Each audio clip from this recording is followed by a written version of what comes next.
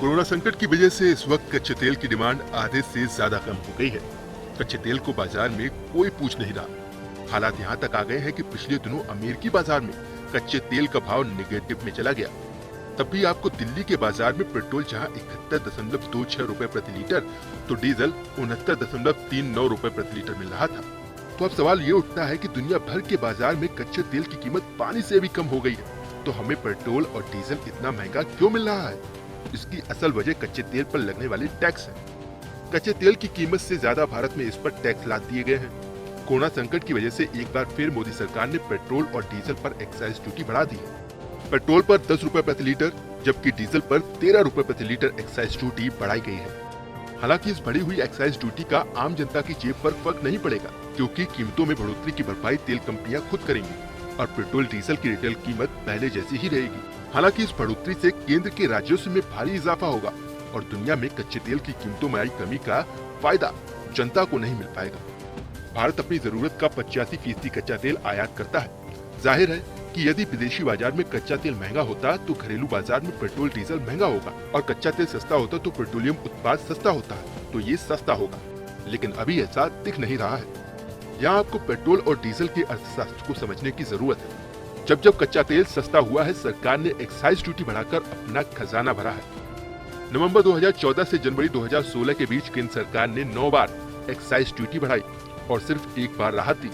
ऐसा करके साल 2014 और 15 और 2018 और 19 के बीच केंद्र सरकार ने तेल पर टैक्स के जरिए 10 लाख करोड़ रुपए कमाए। वहीं राज्य सरकारें भी इस बहती गंगा में हाथ धोने से नहीं चुकी।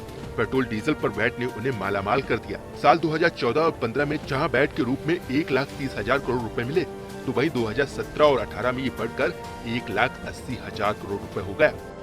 इस बार भी जब कीमतें घटनी शुरू हुई तो केंद्र सरकार ने इस पर टैक्स बढ़ा दिया। जब आप 71 रुपए लीटर की दर से पेट्रोल खरीदते हैं तो सारा पैसा पेट्रोल कंपनियों को नहीं देते। इसमें से आधे से ज्यादा पैसा तो टैक्स के रूप में केंद्र और राज्य सरकार को जाता है। देश की सबसे बड़ी oil marketing company Indian oil से मिली जानकारी के मुताबिक इस समय दिल्ली में 1 लीटर पेट्रोल की कीमत एक्स फैक्ट्री कीमत या बेस प्राइस 17 रुपए 96 पैसे है। इसमें केंद्र सरकार एक्साइज ड्यूटी के रूप में 32 रुपए 98 पैसे, ढुलाई खर्च 32 पैसे, डीलर कमीशन 3 रुपए 56 पैसे और राज्य सरकार का वैट 16 रुपए 44 पैसे होता है। राज्य सरकार का वैट डीलर कमीशन पर भी लगता है। कुल मिलाकर पेट्रोल की कीमत 71 रुपए 26 पैसे हो जाती है। इसमें केंद्र और राज्य सरकार का टैक्स 49 रुपए 42 पैसे है, यानी 18 रुपए के पेट्रोल पर 49 रुपए का टैक्स लगता है। ऐसा नहीं है कि सिर्फ पेट्रोल पर ही भारी भरकम टैक्स लगता है, सरकार डीजल पर भी टैक्स वसूलने में पीछे नहीं है। दिल्ली में 1 लीटर डीजल की एक्स फैक्ट्री कीमत या बेस प्राइस 18 रुपए 49 पैसे है। इस पर प्रति लीटर ढुलाई खर्च 29 पैसे है। केंद्र सरकार की एक्साइज ड्यूटी 18 रुपए 78 पैसे, डीलर कमीशन 2 रुपए 52 पैसे और राज्य सरकार का वैट 16 रुपए 26 पैसे पड़ता है। इस तरह से इसकी कीमत 69 रुपए 39 पैसे हो जाती है। इस पर केंद्र और राज्य सरकार का प्रति लीटर टैक्स 48 रुपए है। इन आंकड़ों से साबित होता है कि भारत की सरकारें अपना खजाना भरने के लिए पेट्रोल और डीजल का सहारा ले रही हैं। आज दुनिया में भारत में पेट्रोल और डीजल पर सबसे ज्यादा टैक्स लगता है।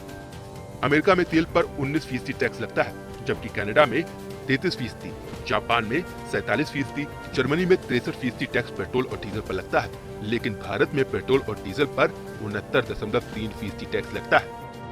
यानी पेट्रोल और डीजल पर भारत में सबसे ज्यादा टैक्स लगता है। टैक्स की मार की वजह से पेट्रोल की कीमत 3 गुना हो जाती है। ऐसे में सवाल ये है कि आम जनता को सस्ते कच्चे तेल का फायदा कब मिलेगा?